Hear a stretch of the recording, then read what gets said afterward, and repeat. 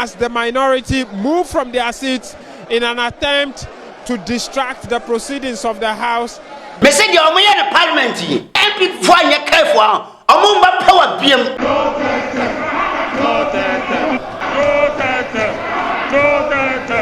NPP for Sosa, a Juma His Excellency John Dramani Mahama, boy, be an Ghana for a catchman penny on 2028. And you know Mabuno. This is not the Ghana we handed over to the NDC. Ghana that won't quanta and the NDC actually flew or more try say or more by your money. The New Patriotic Party stands as one solid rock behind the Member of Parliament for Kpandai. His fight is our fight. Yen some phone in a quabba, ebium emma, Jumedia, Sanso Financia, and summer a cosso ever on my Ghana mu. Yadinina a bread I for and what you know, ye be seminum after set minority any NPP never two just set Kpandai constituency, woman tears ye, Emma Parliament, and declare seat no vacant no abusha, and come over break and a freche. Eba omo to aso di nkomo kyerem se His Excellency John Dramani Mahama ya na dwese opese okotetem na omo minority for no wo mo ntiase abusua ense de beto dwa no enkomo freche ba na sewani ensa me ena me catcho Ghana fo bi etuja e de mane NPP ena fe minority in Parliament quick one yeni kan kona yenkotie de koso mra minim se commander video na phone nyina bebranya bi ahwe of course but yensan konko hwemra we de about 30 seconds pe no cause say minority no almost no term for His Excellency John Dramani Mahama as ehu obo mo but then MP for na to so asa dinkomo afa Kpandai constituency ho na yeni kan ti wemra na ketua bi yeni kan ye ho adwuma ansana yakọ story na nkasa so quick one iyen ko ti wemra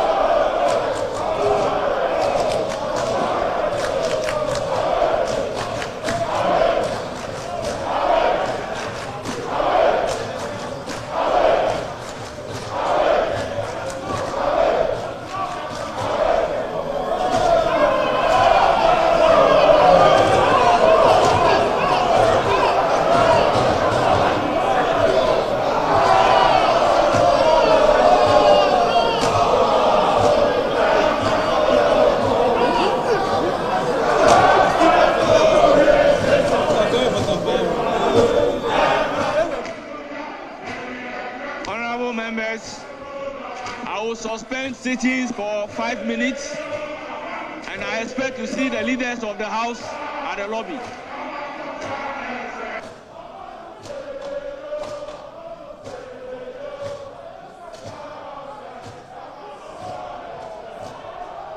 Director, minority in Parliament, of course. When no ever can say NPP for and almost you won't tear Emma John Dramani Mahama and Cotetem. Okay. But then some President Ababe declares on Cotetem. Of course. And today I NPP for slow. Director, a huna bomb. Because of currently said the Ghana for NPP Kasama, Ghana for Somuna, and you want to almost so. Normally, opposition party, the one. Now, a month for any net 20 that's almost support to opposition. But NPP in Kwa Fidia, or can be beer opposition for Nsidabi. Oh, can I no presidential jet? Oko internet is one. NPP for Yakoka Wasempe, NDC for Bikra, Ghana for Bitimiko Kase, President Mama NDC for Pa, or Mova Sikani in Ampunko to Jumbo Jet, or Movanko to Sebi, Jet Akesio in Afana, or Mumfa. It seems that Ghana for and support NPP for. Of course. I didn't see. Roger Unim. Before say about Assembly with this question, no. I think say NDC niema right. Enti ama support wa opposition party NPP. Also women from ordinary Ghanaians support ni mabi. And I want you sure say NPP for mismanage niema. Of course. Almost say no. Enti within 1 year no. Who expect Ghana for say yerebefi. Right, asem no so. First you ever funny say not Ghana for our short memory. Of course. But this time it seems that Ghana for any short memory BM. That be the right winning. Ghana for two advantages. Yeah, take politics as it. And secondly, with the help of social media, no. And my assembly besibiano, kaya hubim. Assembly see 3 years ago, but unya ko internet swa. Uko share semna a kai udi see any nti. It said your neck and assembly see. Nti most Ghanaians even say treatment at NPP DFM in the last 8 years. Any dear NDC DFM NPP need any right to say or more complaining. Any asem no. And until NPP for can be bia obia support wo and until the ombeka bia na kwese Ghana form pe NPP asem and no NPP for no say baby ade ne kono obia mpa o masem enti mo create agenda bia said you be Ghana for be na afraid o matwadi wo machi. Now almost no time for Mahama. Na me nim die ntia ade ne ye ko 4 years. Okay. Within 1 year, even yenya 1 year, 1 year. No minority no must start this agenda. Say no term. Ediye no hu. Ediye na ekoso o man nim. Director unim. Two factors and I'm yemi. The first factor no and say they think say President Mahama is on the right track. Because director ansana MPP for beka say President Mahama beka term no. That was time I two about a year. Ekoba say NDC tweeters of Parliament. Yeah, say you deep komo say constitution bet masasa no. But after that President Mahama say onye interested in third term agenda on third term bia after the second term we obekwenchen enti assembly nyina say edie ne bema obi anadwe ye adwuma ebesa adwene ho biem say enipa o se onko third term me da so odwene ho say me mane onko third term the right out me nkom yase nipa ne se onko edie ntina madwe ye adwuma na me da so odwene sa ade ne ho biem assembly nyina say within MPP o ma sha say equity agenda bi they feel say NDC is doing the right thing.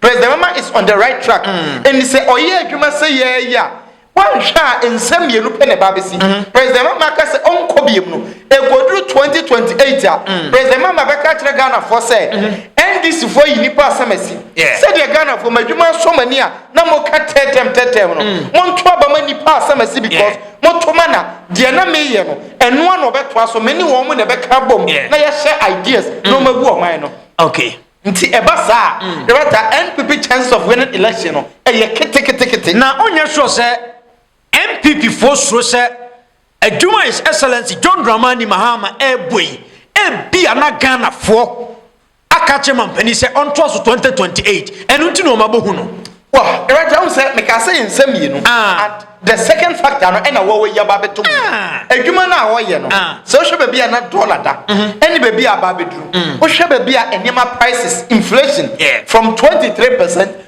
to 6.3% in 11 months. What check is our factors way. Any other corruption cases here Attorney General go so fight here. Onye ya. Ubenya adwunu say MPP for na say adwunu say Ghana for be for so mampani amanako. Nti wo hwe ya Honorable Ras Mubarak. Oya Ghana ni ba ko a okopiem o aman hodo so a otaiko ha all company say anka bibi man nyina nka mom. Say de be ya yebetima developing tentem na nsei okoka asem bi se mampani bi ba na oye adwuma kama na eyema o man na ho behia se yebema na opportunity na wasa to so biem e more than 2 terms na o man na yeye nti I feel like MPP for na sha say adwuma say say I very careful mampani mama twa 4 years we wie na adwuma ni ko say Ghana for be for so ni say de wa ye adwuma yi amana ye kaman ye ma won to so say de na China for de wa come more than 2 terms o man na ye no that is what MPP for edwin enei say mampani mama after the second term Ghana for be for so amana to so biem oh yeah eno so ho right eno ye second factor no but there was some tia say we are building a country into enei say President Mahama create agenda say or person or third term he should drop the third term.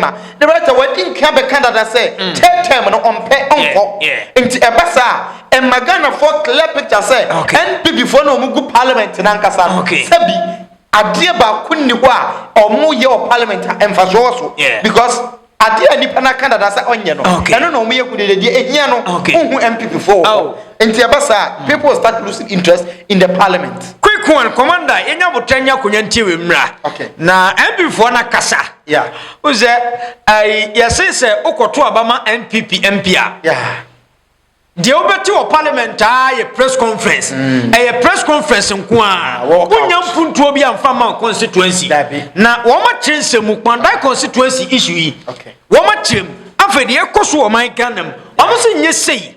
Ena omuja edema NDC. O man na say dodo. Wamu carry and the way a Ghana for be esi reaction abusia esewani nti quick one yenko chemrane koba information sha affects our entire jurisprudence. Let this be heard by all. Our condemnation of this judicial abomination is marked not only by our decisive, unified and lawful actions. The New Patriotic Party stands as one solid rock behind the Member of Parliament for Kpandai, Honorable Martin Nyindam. His fight is our fight. His cause is our cause. And his cause will be the cause of every New Patriotic Party member. With the full authority, resources and total backing of the entire MPP, Honorable Nyindam has taken the following immediate and formidable legal actions. First, he has filed a seal of execution against the orders of this bogus judgment, halting any illegitimate rerun in its tracks. Number 2, he has filed a powerful notice of appeal to the Court of Appeal, respectfully praying to the total overturn of this legal travesty. And third, recognizing the grave constitutional injury inflicted, he has initiated an application of certiorari at the Supreme Court, respectfully calling on the highest court of the land to quash this perverse judgment and restore constitutional order. We are deploying the full force of our legal arsenal within the framework of our law. Our weapons are the Constitution, precedents, and an unshakable commitment to justice. To the resilient people of Kpandai, Honorable Martin Nyindam and your people, we send this message directly to you. We see you clearly expressed will, written in the indelible ink of 3,732 votes. We hear your sovereign voice, which this judgment tried to silence. Do not lose heart. The New Patriotic Party has not abandoned you. We have not retreated. We are with you completely and unfadingly. We will walk every step of this legal journey with you. We will fight in every court at every hour, with every resource at our command, to defend the mandate of the mandate you freely gave. Your victory was legitimate. Your choice was just, and we will not rest until the choice is vindicated and your rightful Member of Parliament restored. This is our sacred pledge. Now, there's a sinister and a calculated agenda. Ladies and gentlemen, this catastrophic judgment did not happen in isolation. It is part of a deliberate pattern. It is a thread in a sinister, calculated agenda by the NDC and President Mahama to use captured state institutions to silence the opposition, suppress dissenting views, and hold Ghana's democracy hostage. Look at the fact. Since assuming power, the NDC has waged relentless assault on democratic norms. The unlawful removal of the Chief Justice. In Ablekumanov, we witnessed the criminal annexation of our seat, a daylight robbery, state-sponsored thuggery, marred the partial rerun. Our stalwart, including Honorable Howard Kumsin and the Deputy National Organizer, Chris Lloyd, they were harassed.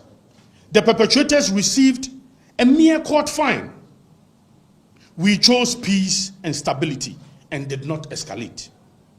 In Akwatia, votes were bought openly, shamelessly, and systematically.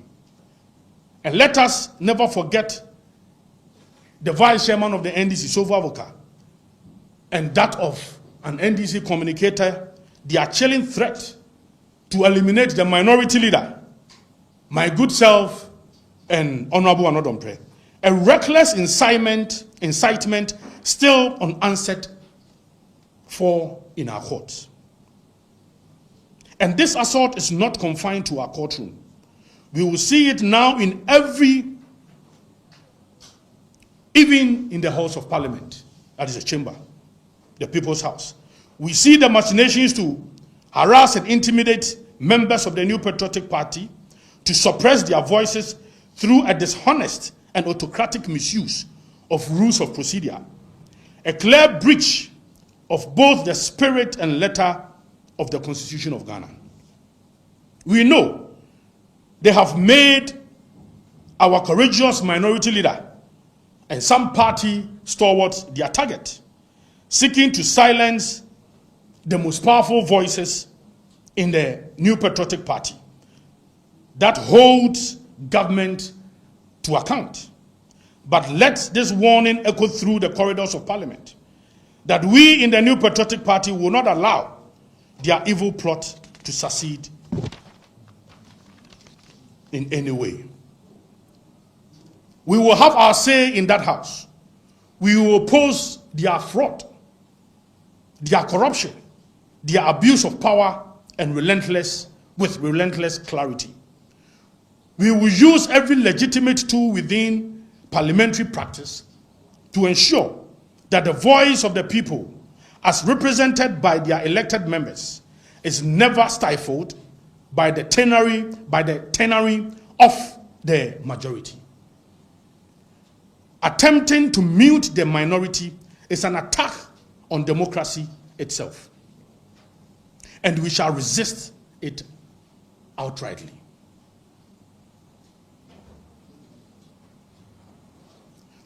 But the NDC must never mistake our commitment to peace for weakness.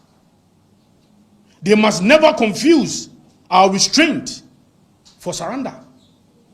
Now, they bring their outrageous Kpandai judgment. Now they threatened a showdown. Now they have the audacity to argue our lawfully elected candidate should not sit in Parliament. This is not democracy. This is dictatorship, masquerading as law. The NPP puts the NDC on firm notice. We will not stand idle while you destroy our institutions. We will not be silent while you pervert justice. We will not allow you to criminally annex seats you could not win at the ballot box.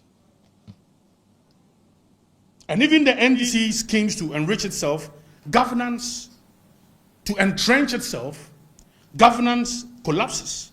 Our senior high school students have started failing at record rates. Their futures are in jeopardy, and there is no plan.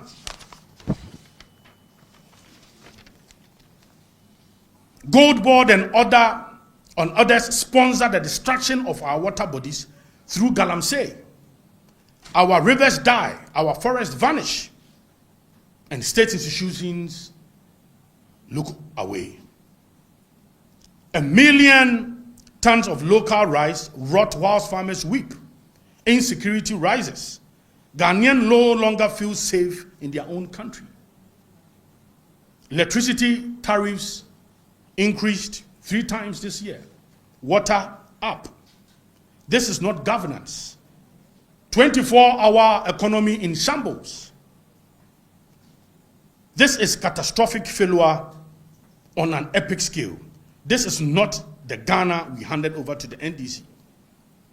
Our unshakable commitment. Let me state clearly that we stand. The NPP is committed to constitutionalism, the rule of law, and responsible opposition. We reject violence, but commitment does not make us dormant. Constitutionalism does not mean accepting lawlessness from those in power. The rule of law applies to all, including government, judges, and the president. We have been patient. We have been restrained. We have prioritized peace, but our patience has limits. If the NDC continues on this path of institutional capture and democratic subversion, they will find a different NPP, a party ready to defend democracy with every lawful tool at its disposal.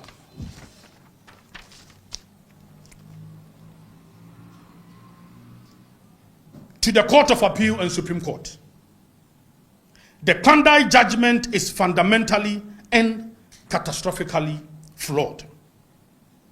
It misapplies the law, ignores regulation, manipulates evidence and abandons proportionality, and rewards violence. These are not minor errors. These are defects that strike the heart of electoral justice. We respectfully urge you to set this dangerous judgment aside. Restore the mandate of the people of Kpandai that Kpandai overwhelmingly gave. Uproot this vicious precedence. To President Mahama and the NDC, we see what you are doing. Every scheme, every plot. We will not be silent. We will not surrender. Okay, Commander. Yeah, Roger. Nana B we din komo. But then Nana B kasano. Okay. Metiasam ba kubuom. Nana B kwa no ansa na mekwa asem no so no. Okay. Nana B kwa no also e careful. Of course. Because ono wan hwe yi a obekwa fiase. Roger wonim. Said Nana B asem no. Edru ba bi a almost 30 kire nam. E na oye di no kwoteye. Oh yeah. Enti omachi a yenye no. He feels like ade di asem de maskepe. Also, because a president Kwaboni do opposition. Of course. Said the lives of Nana B Muno. Yeah. Say NDC back on Yanosua.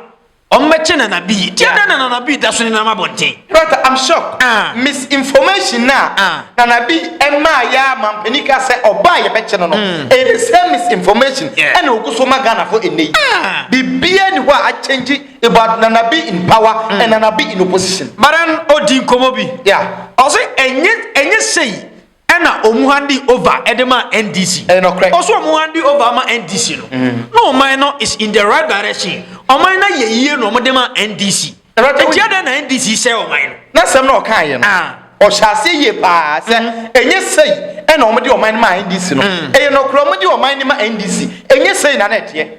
Za na mom omde ma ye no na Ghana da owo nkwanta ene NDC atwe ye firi hwa. Omo try say omo be ye o minor ye. Oh, yeah, no correct. But also, so modern man is no man. You, Roger, send an bit now.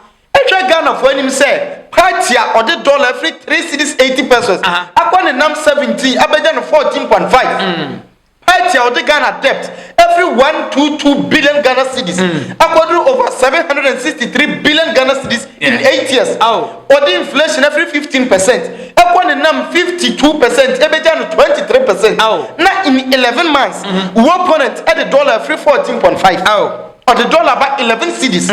Or the inflation free 23. And the above PMO 6.3% in 11 months. And cement prices. Shenema prices.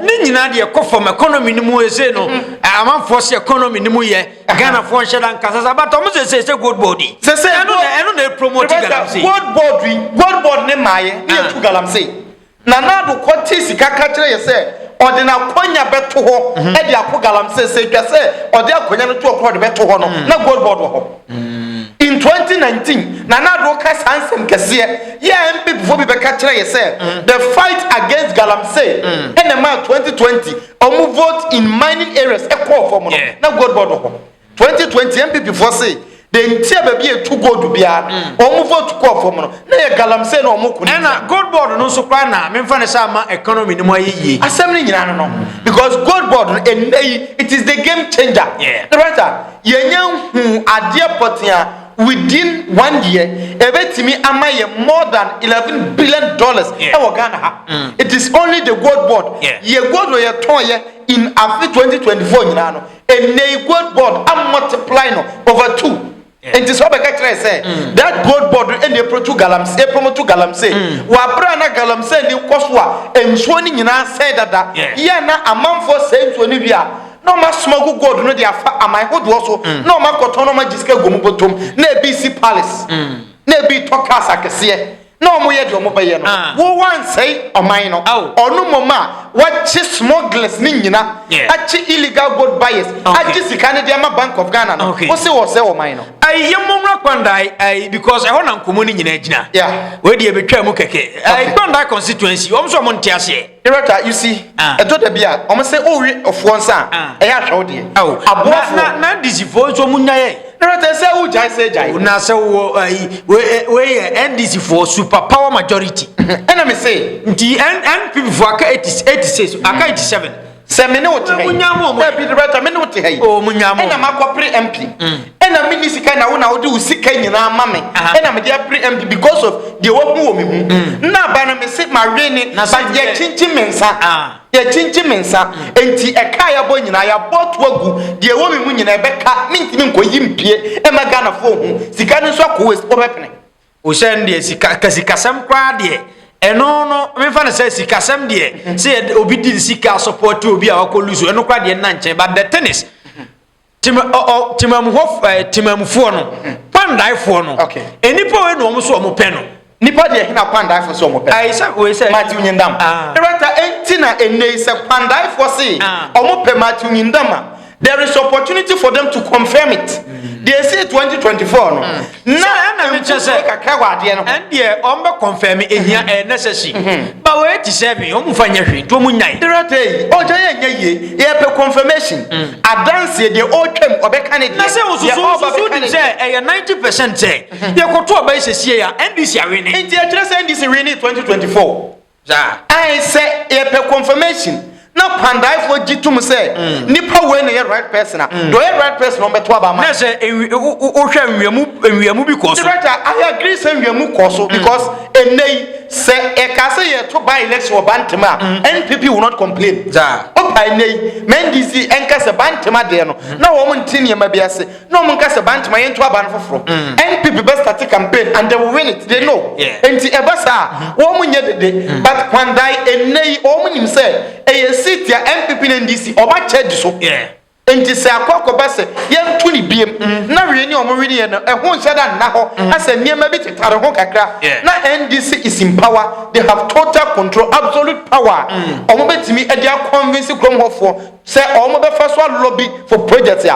the rata eno e na abo MPP fo ho a enei omo ka de omo kan enti o hwe ya the rata o kasa no se emra na court ne di adwuma no eni mram court na ti atena mra ne so o ma ye de o mo pe amo si eja o me se nka court nsensem no mu wie se me before na ya appeal na mampani John Romani Mahama baaye onyi judge ni mfa ne court Tamale High Court enyo no na koyi judge ni di court Tamale High Court this were the same judges ya wo mo Ghana hadada minyi ni se obi o ho na onye judge e wo Ghana ha ya NDC ba ya in 1 year o ma ba ye ni judge e de na ko High Court everybody in nay or in judicial service no from high court ekosoro no na o munyi no system nim dada enti NPP frontier say they see here against judge question enti da bia me kasa me the past issues no e reference the yede wa enya wo de no emfa nya onua judge question asin no for to abama no NPP in parliament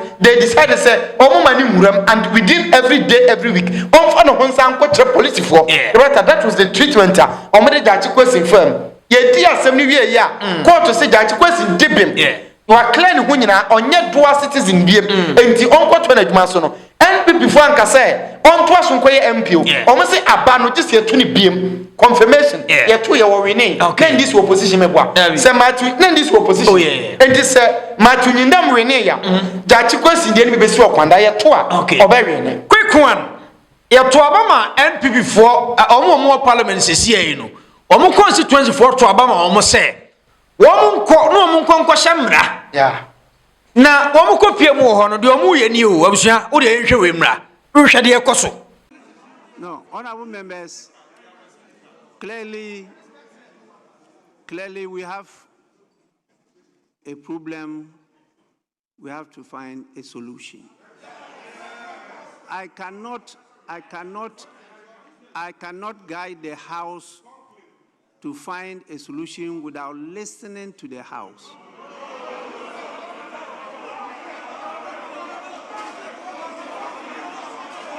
Honorable members,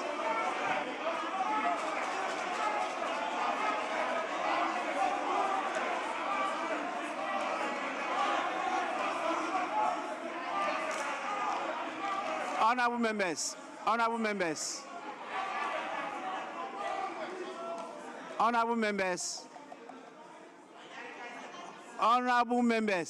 Each other as the minority move from their seats in an attempt to distract the proceedings of the House. The majority rose to their feet. They will not take anything of a sort from the minority. They have moved to make sure that the minority occupies their seat, go back to their seat, and allow the business of the House to proceed, allow the Parliament to proceed with their business. Before what we are seeing now, the majority was proceeding with a business. A number of reports have been laid. The Lands Committee have laid a report calling for the allocation to the Lands Ministry to be adopted. The Speaker went on to adopt that, and they were proceeding with other reports of the House, and the minority were still chanting, calling for the proceedings of the House to come to a halt. The majority and the Speaker will not take any of that, and at a point, some few minutes ago, they all moved from their seats to occupy the center of the House in an attempt to prevent the proceedings to continue. Okay, Commander. Oh, the right minority in Parliament. Bokagu, Bokagu, Ayiro, Ubi ato abama musamu kwashamra. Pasasam kwa na mukodi. Yomote Parliament. Manu susumna so mpani fo mfa. But the omu ye mfa ncheme. Mpani fo de acho ba de omu ye die. Asem ni kete but ekade ya Bokagu. Rebeta MPs. Yeto abama wo mu. Na se ni nyina so ye. Se we se no mo se majority leader omo mane nkasa. Na se say omo majority leader nkasa sen. I didn't know majority leader nkasa. Ya ba Parliament. Mo amu nkasa. Majority leader say the over Kenya almost say bogus. Rota enti say bogus wa. Mon swearing can be. Speak and tesa about we listen to you. Na ya de beye. Rota these are some of the reasons here. Enti any by election beba in 2024 to 2028 NDC ba winning nyina. Oh yeah, sure. Where are some of the reasons? A clear evidence here. So NDC try we nko as video. NPP Kpandai constituency. You write a fear say when MPP for your Parliament. I'm telling you, MPP will lose suicide election. Oh, okay. A phenomenon any another performance some more. No one is some more crowns one way. Director, that will be a no. Director, I believe in one person. Why? Me believe in oh, na so no kwanzo to me because I want why so for your friend say. intim fodwo mo na eba take over there say onye director intim fodwo de obi kai o say owa ne kwan wane amasa right sometimes edru ba bia omo nkasa nkire wo mo na omo nsesa niema bi because enkoyie I'm sure this leadership afenyo martin anodompre honorable habib and madam patricia piajen right omo leadership way it is becoming the worst leadership NPP in parliament some are sitting. You are not saying anything tangible. Speak up and say, oh, problem. Musi no. Majority leader and so on. Mumane kwa mane nkasa. A better day na Ghana need to fear. Na ohu video where ya when your interest to vote for another person or your MPP ni so mekam ho. Say ya na kwa baba ye. Enti owo rene ya. Akwatia. Say ya na kwa owo baba ye. Kwa owo meka hwe wo ho. Say ya no mu gina soro. Na deje. The Black Stars ko World Cup na. Enya jama group baako this minority no ye do mbeka ho omonkwase jama okay commander mabigi jenso mfa kakramna mesoso na fe yenko abigi krasna yenko yes na boko de na ma nyame ado me ho de papa wodi ai odwa ho wo sun sa ya no MPP fo ne minority no ensem bebre na ekoso Kpandai constituency omso mo ntiase omosi omati huhu bi se president Mahama so peso sa akotetem eno so omso mo ntiase de ekoso parliament ni wahu bibia ohwe bibia ye ne hu nkomo na mama menchi ahefo mama nka wenchira president Mahama president Mahama anyade tie wonim de se amese wa anyade de ntia omse oba MPP fo so obekọ tetem se wa masment about 75 cities wa ma dollar ba fo and the MPP fo na ti ho no mo yam hihye omo sa anunti no mo say omo is a president Mahama beko tetam de tetam ombeko tetam so what didn't come for first one na me say o say tetam okay second time and I'm what say ombeko mienu tetam enye tam eye tem abigi je ina mai anunti no mo yam hihye no kwasempa Mahama nkare omo hunne Mahama eye na adabia nye one ma bontena embeka ho ya awie na nlebi na asi Mahama nkare o na se ne adwuma mo so MPP so be boy no na so ani awai na Ghana na dollar yebo MPP yebo $4 3 cities me vase 4 cities no kwasem and a dollar could do 17 cities and no more Brian and do last one 15 cities and ya why are the any day MPs ni na mo na ofana enkwasiafo yes but no na di tell de yifrim tie mama kawe mechirim tie ya store aba mama say mon ko pem puntu aba mon busa MPs na makota 11 months ni mpuntu aba na mo da ko mo petes ni asem no anti wemo ya omunyansafo bi anum yes me maka no kre da bia me say ne wemo na echicha ma ontumi am kotena ho say ya nyi cha ma ontumi a omo nsole nko no ma ja omo mpata ma yetu aba ma so mabu ma patam na ko anti mko sanko fo omo yede omo yede yesi ya tuma ba nyansanti ya tuma ba kwasia kre nti obi abasuma ba kwasia bi obre nti Ghana for parliament MPs na MPP MPs no ya suma anyansafo ya suma ba kwasia fo no o da bi so omo so omo se ai omo ja omai papa Mahama ena ese Mahama ese omai no omai be ese galamse omo se galamse ayo omo ja omai papa ama omo na nanu ka kire ese obetu galamse wantu obesole fini na konya so na do sole na galamse nkoso na nkoso o se na nkoso na Ghana nsuo nyina sai me boa enti oman na omo jamai omo so na Ghana ni nsuo ani atiana dabi enti oba bontene a bakanya sasam kire Ghana fo se yimonso aba mai 8 years no ya bedi nkwase asam ne muasam wa konya no so anunti na Ghana fo yetu aba mamu enti yesra mu fire bone nchai na obatena baka kire memi ameti hoyi minim se miame party ne MPP no a omodi nkwase asam a yapam mo firi akonya no wonti mi meka kire memi se what way your man ye abra wo pesu mi koto omo 1 bag 7.5 and makoto omo bag 3.5 isema muno anti wo ga kire se mumie no hwan ayade Mama ai tatem no won kwana meme fo aso na MPP ni nema ekoi MPP di ekoi sinama say ya MPP be say ya Me say Mahama Onko dey. Third time no. Onko. Because say nipa was oba NPP nim no. Almost all man ma. The same nipa now oba ya dollar oba dan no say oba chi dollar no atum no dey ma IGP no. Omo force say nipa na nsambla. The same nipa na say the NPP we. The same nipa na di dollar ko do 15 cedis. No question. The same nipa no and this month e ko do 1.5. And Mahama this month about 75 cedis. What the dollar about 12 cedis. 11 cedis. Yeah. And the mummy ya the mo compare my honey with my bono yonko. Since I got for your party be mo. You are hurting shit because I people maybe ayanya. Chama MPP chama be a penny for be I say. Oh the t-shirt. Now they are my MPP 9 MPP flag for her and what view mo. And next I didn't class some come. You put to your petting shirt.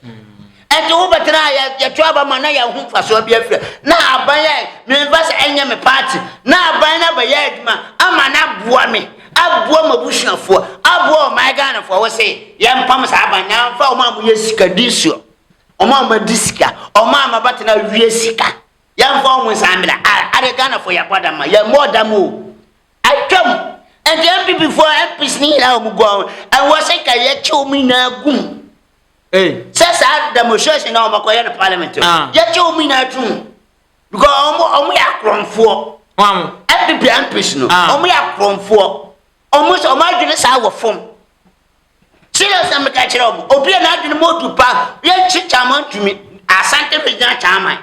Now what classy, I wouldn't say your money is Casson could bro or sing in your phone. Your money is Casson could be, or say your money is Casson Goya Carpay, or say Sicana Yum. Near China Empia, Sabi, was say we MPP over MP, our hell minus on. Say pray, now what not enough from Sinamai. I know Sakoye Grassy. Hey, yes, tell me for class for. I'm a grassy for. Oh, Debbie, and Cassan. Oh, serious. And Cassan. Say, Ghana, I'm ready to say. Bible said me back to no Clementon. Her Bible said your Passia Fatan, young family. What yes? MPs now go me home for so be a mo. But some mamma crown castle over Cotetem. But when the Bible said David that. Oh, don't go for said David. And dear day. Miss Omo said, dear Mahama, your man. Omoyam show mo. Omoyam show mo. Wamo. Nyampi MPs no. So my head dear Mahama yana. And no more personal. And yepe. And to idea of my say Ghana, I didn't know with my Cassatia Mahama. Me and me to me MPP. Me Cassantia Papa Nancy. Or near bonnet. Or mine in Cosso. And never about a phone. What is it? And the idea didn't make Cassatia Mahama. Oh, dear. Yeah. As I am here, now me member mine in Cosso. And the MPs no Munjansen who know Mudino Parliament. Now me end this for coming to blame more. Are they? I'll me send this word today. Omupam free Parliament to her. Omere and today omupam free MPP for omupam free and omuyewura hwe me meka no culture omuyewura MPP for no omuyewura go Parliament are and MPP omamgora mo kana de oya bigger oya nyansa nipa wo mo nche oh da bi nkasa oh yes say mrante da ni bra pleno e kwasa sem no omudi ni wo party yes e baba apantena be keka de chesa Jomunya day. Nya. Send the pan omo ya bomb party woman. Bye. O say ya no mo ya yo 2023. And I year 2 about ye the omo ye ya. Near 2 about 2024. Ya 2 about MPP are. MPP are lose MPs 51. See how much I lose to account. Ba ko sabe account. And the Parliament na MPs na mo ta. Ade duma ben na mo di no. And the NPP for me, I don't be fool, when I say, Mam Pamco for Parliament, Miss Salia, me doing me. There may NPP for no, because Mamma was a fool in a Parliament to her. There may Mono, Momuya Mashimu. Now, I was saying, dear me, over the circle of your pon I find your mark, and today I don't pray, and today I'm for no do a bush yamua. The whole day one now. I know the Christian. Okay, my dear, I have before. Said your woman and fan up once. Oh, we have one people who might. I want I just send this for Cinema T. I some me, or me, your mom, Shiama, Mepe. And I'm a bush, I'm what you are, Jimmy. Or some catches a diminution of film of bush.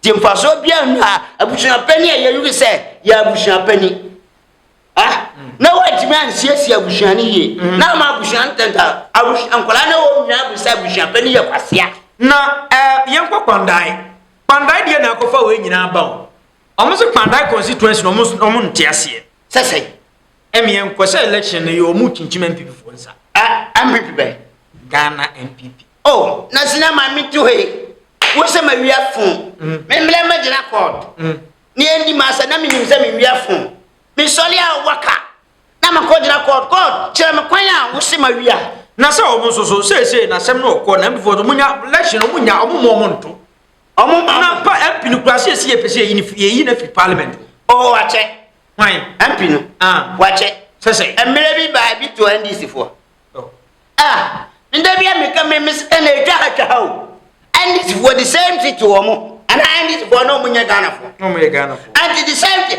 NDC for no kwa Parliament o mu ya delay ni ma bi me samble ka wase popo bi o mu pam mo free Parliament o we say wase mu hinu sa court ne bo asem sa judge for no no man na ne MPP per and na assembly na MPP for peda kokko and the same court na na yet na court na wu ewu and o mu ntrase na o mu kwoto aba no sa MPP for so mu ye mema o mu nkwo na mu nkwasala na no nkwo for no to aba na hwe de obewi no Zaka me voice MPP for akaye 86 we manyina film na ye 87 mayiwe ya film ja 86 aye 86 asem emfa ebi sa wa kire o ebi be sa ba biem wo da pam violence kase ba sa MPP violence wo da pam maketo dara wo kokun bia na David me anokra na me ka kire wo o pam maketo ho violence kase mi no be koso wa MPP party no o me say anema o mu ye no ane o manja ya no mama party na nya sumbia say ya na beto mu say me ka kire say yan to aba Ghana fo hia ni pa a o betima bo party ma party na ja enkwasefo bi wo party mu ti esna ma say opa ma ndai na wo adia na adia tam do me ni obi atem o ma mu yefu ni sika o mbanya go mu botom no o mu nde na MPP mbagunu ntuzudi atem anti sam go we wo say crime o me ballers fuck bass and so who no mu di wo party anti say violence mo o mo di wo na NDC sa ko nya treated o party MPP NDC wo da mo pa mo makanto o ma se sa mu suban na now the omo ye no the omo ye hu ni ya de ni ehwe o se din e de ato omo 2024 abesa ye west na ya to aba ma se munko bu o man ho aya be de omo te omo kire won ne ka kire mo se hwe violence omo po omo mpe e be koso omo anya madwuma ye mo sa na mo yakobo onipa ba akoto ne wo adwuma ye se ya mama ko te $3 million e wai mo de ye de Says can Busham Koba with the Ghana for Quam 2 years away. We just had a raw dress. Dress na Mudiauro. Muga say Yan Muye. When I Muskana Muvia and Can Hobio. A crown for Mubel and it's quite and it's quite lazy. I was stamina can go for them. Mama, what check? Mama, so 1 year I don't know. Yeah, I bet you baby. Obia kan Ghana no obia ka hwe mayo sample chama untumi ndase nam ho ye ndi chama untumi asam 11 months ni na chama untumi MPP for mo US kana Mahama wo da so ma wo da na adenti ye to abasa be cha ko for ma wo se Mahama wan just me ndi to for mo kan kire Mahama de sa akronfo na ye se bate wo afri samle Mahama wan chioma demonstration mi amedili ambe edi Ghana for ni ma ye tia no ye nchen because young president I'm phobia but we are Ghana Japanese na ya monema na to no cobra na for $3 million a good bag me say young fan come chama bako $3 million okay young fancy e ko be sabe bi akra fo nyina